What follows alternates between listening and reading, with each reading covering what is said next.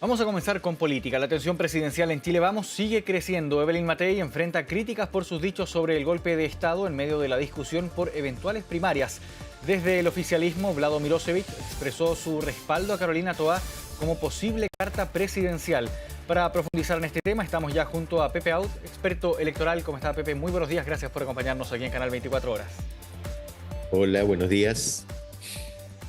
Pepe, primero quisiera comenzar por lo que adelantábamos ya en la presentación de esta conversación respecto a los dichos de Evelyn Matei, que usted también ya ahondaba en ello en una columna, en un medio digital hace algunos días, y lo que ha generado también sus dichos, tanto en el ámbito electoral como también en el ámbito político en general, respecto a las críticas que recibió por estos mismos dichos.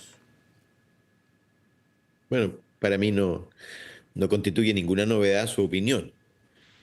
Es la opinión en realidad generalizada de la derecha en Chile, que el golpe fue inevitable y que el problema del golpe de Estado y de la dictadura fueron más bien sus excesos. A mí me apena que la derecha no haya hecho una autocrítica de su rol para impedir justamente el golpe de Estado y las muertes que siguieron a este durante no solo los primeros años, sino que el resto. La tesis de que existió una guerra civil, francamente, no se sostiene. Pero es la tesis del conjunto de la derecha y no constituye novedad. Y ella está disputando electorado con sus candidatos de derecha. Es decir, en esta fase, obviamente, su problema es pasar a segunda vuelta y en consecuencia ella debe disputar el voto de derecha. Y resulta que el país se ha escorado hacia la derecha en el último tiempo.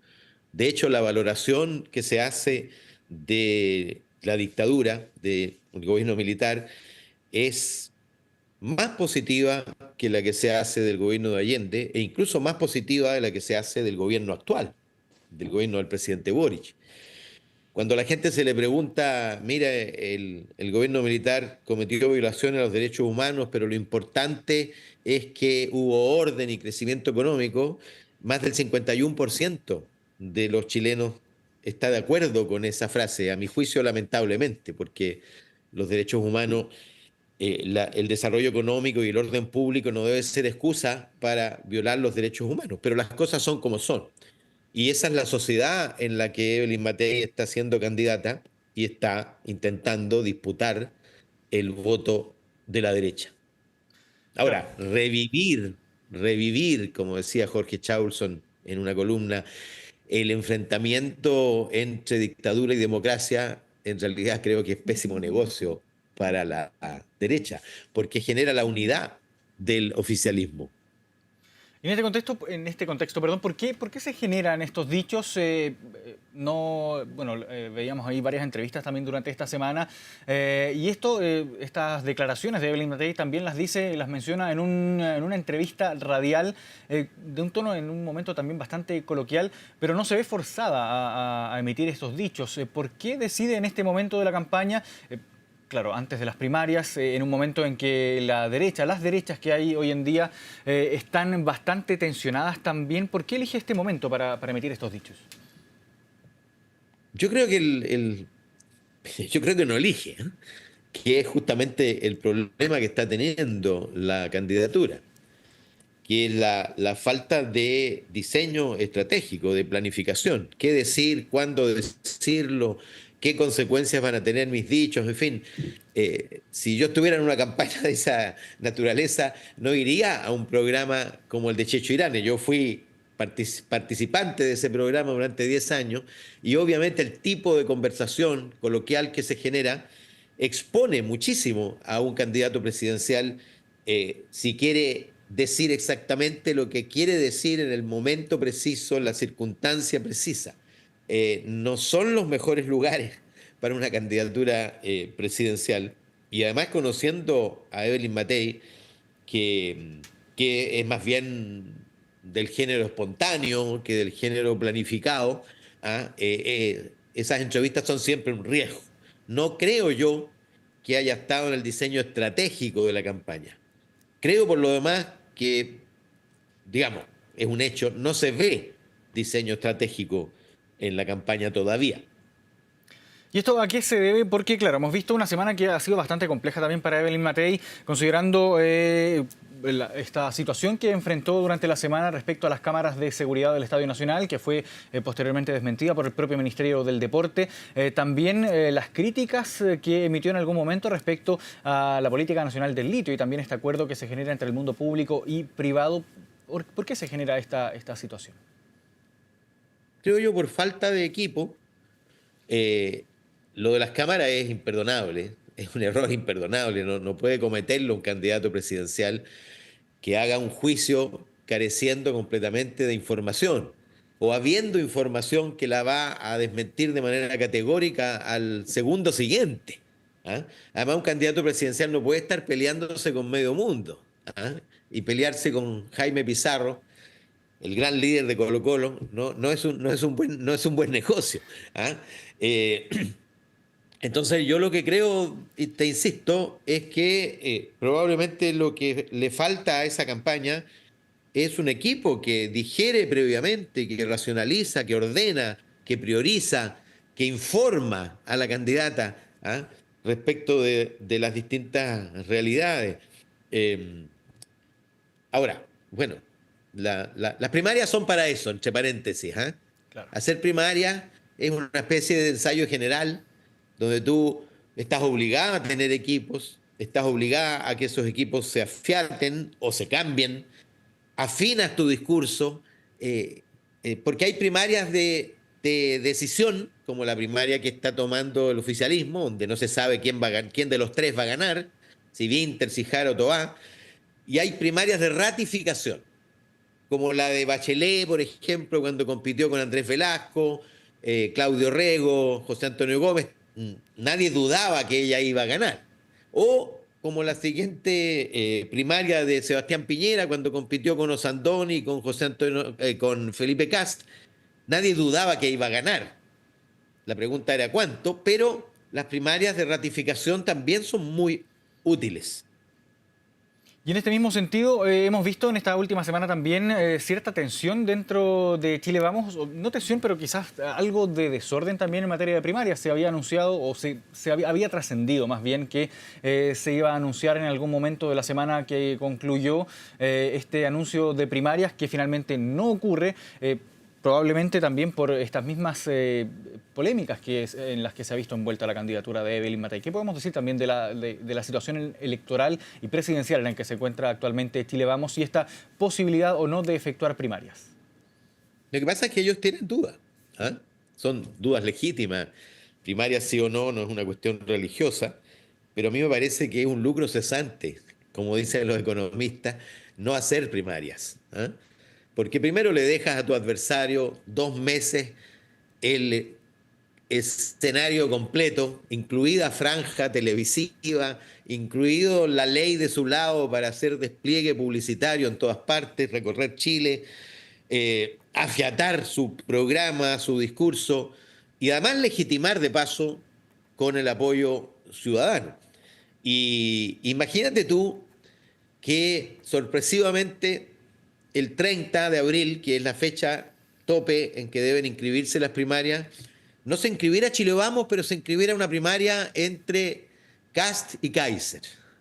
Sería francamente un golpe mortal a la candidatura de Matei. Yo creo que esa es una de las razones por las que ha avanzado la tesis de que es conveniente hacer primaria. Yo sé que los presidentes de la UDI y de Bópoli eran impulsores de la primaria y el presidente de Renovación Nacional pensaba que una primaria sin competencia verdadera no debía hacerse.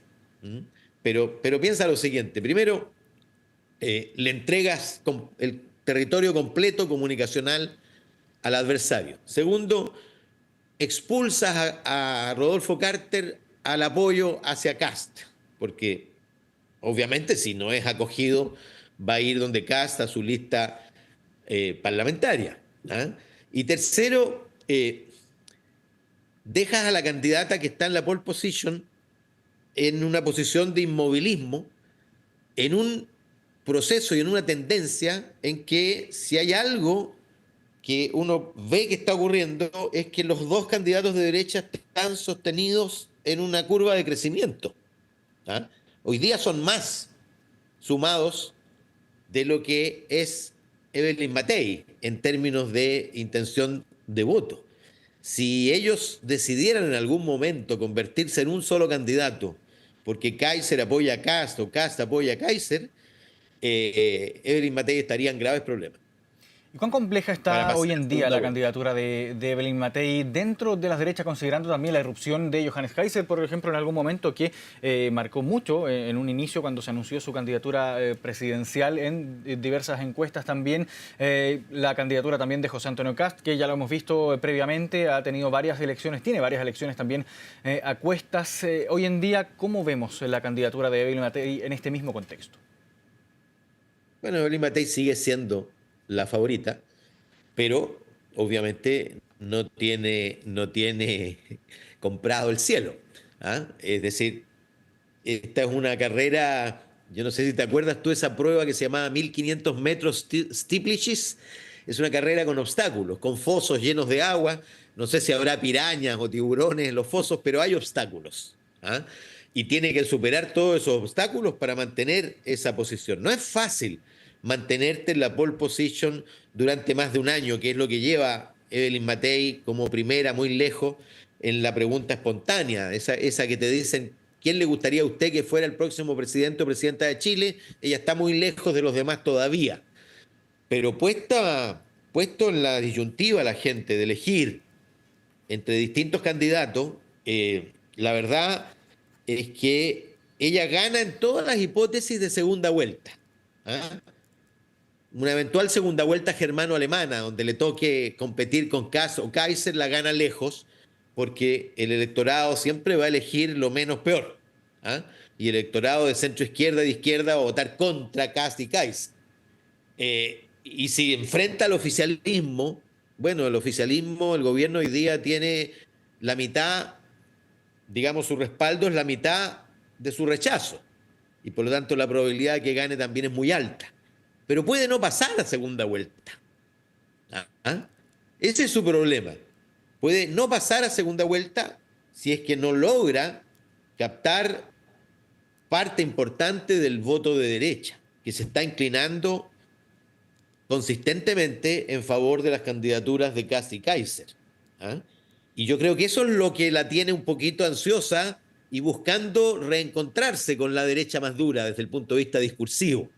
Hay una cierta competencia de Matei con Kast y Kaiser por ese electorado que hoy día es más grande que lo que era hace 4 años, el 2021. Es decir, hoy día hay más gente que se siente de derecha y además esa derecha ha tomado un cierto cariz radical, ¿no? Que todo lo que signifique negociación, todo lo que signifique acuerdo, todo lo que signifique conversación, equivale a traición. Eso era algo que era muy fuerte en la izquierda antes, ahora está muy fuerte en la derecha.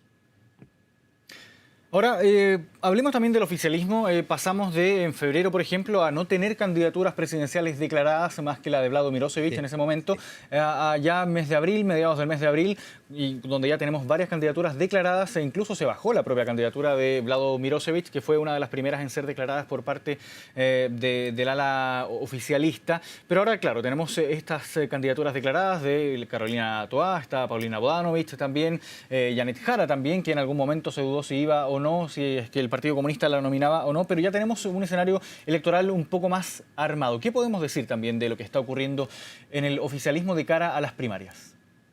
Bueno, lo que podemos decir primero es que el oficialismo va a tener una primaria competitiva, una primaria de definición, no una primaria de ratificación como habría sido si Michelle Bachelet, por ejemplo, hubiera estado en la papeleta, habría sido de nuevo una primaria de ratificación. Esta es una primaria de definición. Y hay una disputa claramente a tres bandas entre Carolina Toá, Janet Jara y Gonzalo Vinter, que no por casualidad son los tres Claro, Gonzalo Víctor ahí componentes que se del, me quedaba en el tintero también. son los tres componentes del gobierno. El Frente Amplio, naturalmente, que finalmente encontró un candidato que lo representa muy bien, es decir, Gonzalo Vinter, su discurso, su estilo, su propuesta, su edad, refleja muy bien el ethos, la identidad del Frente Amplismo. Luego Janet Jara, que es la mejor candidata posible que podía poner el Partido Comunista, porque si hubiera puesto a Jadwe no estaría en la disputa a tres bandas, porque en una primaria la gran mayoría de los electores que van a participar en la primaria oficialista apoya al gobierno. Y en consecuencia, una candidatura tan crítica al gobierno como la de Jadwe no habría conectado masivamente con ese electorado. Pero sí conecta a Janet Jara, que fue ministra, y además ministra en los temas donde le ha ido mejor al gobierno, que son los temas laborales, incluida la reforma de pensiones, aunque esté muy lejos de lo que ella habría querido y su partido. Y luego Carolina Toá, que estuvo al lado del presidente, que fue, digamos, el puntal del gobierno durante un par de años, por lo menos después del fracaso estrepitoso de la convención y con el 62% del rechazo, el gobierno comienza su proceso de mutación, porque pasa a ser otra cosa. No es lo que sus adversarios temían, tampoco lo que sus fervientes partidarios deseaban. Y Carolina Toá es, yo diría, el puntal de ese proceso. Y entonces se desarrolla una competencia claramente a tres bandas. Yo te diría que si participa menos de 1 millón de personas, va a ganar Vinter Ojara. Si participan más de 2 millones, lo más probable es que gane Toá, porque los tres disputan razonablemente el electorado del apruebo, digámoslo así, que va a ir a votar a esa primaria, y Toá conecta, pelea ese electorado, pero además conecta con el electorado más de centro izquierda y de centro, que si va a votar, la va a hacer ganar. Pero eso está por verse. Esa es una de las razones, por lo demás, que hace diferencia el hecho de que haya primaria o no de Chile Vamos. Porque hay mucha disposición a participar en primarias, mucha.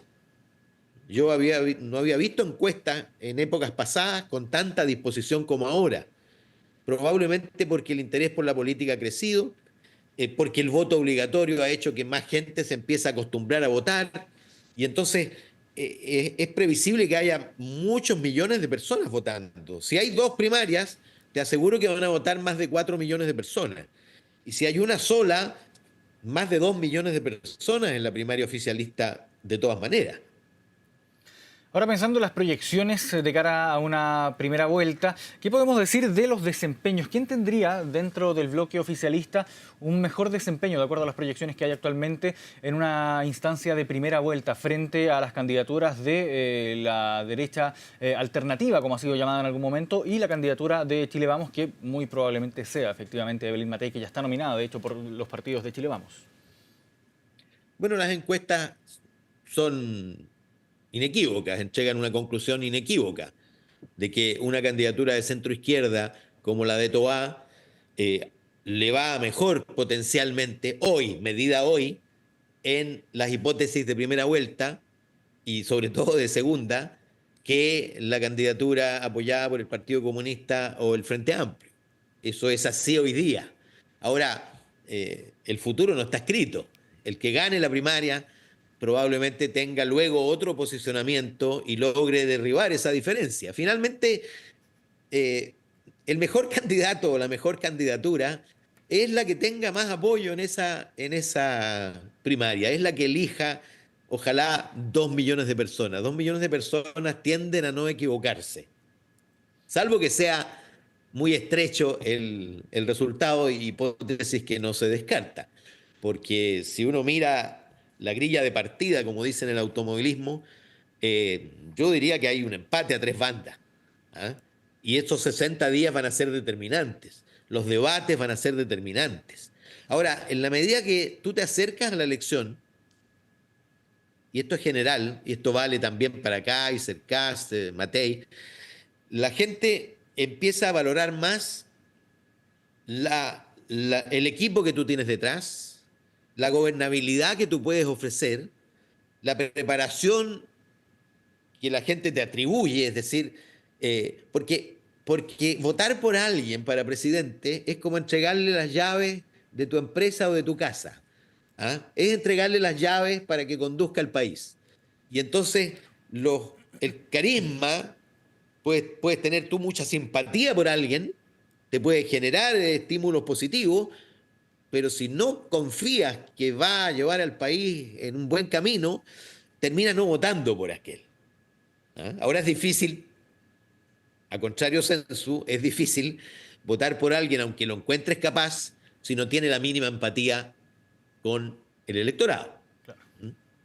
Claro, es parte del escenario político actual, el escenario electoral, presidencial más bien, a pocas semanas ya de que concluya el plazo, de que termine el plazo ya para la inscripción de primarias. Pepe Auda, agradecemos esta conversación con Canal 24 Horas, que esté muy bien.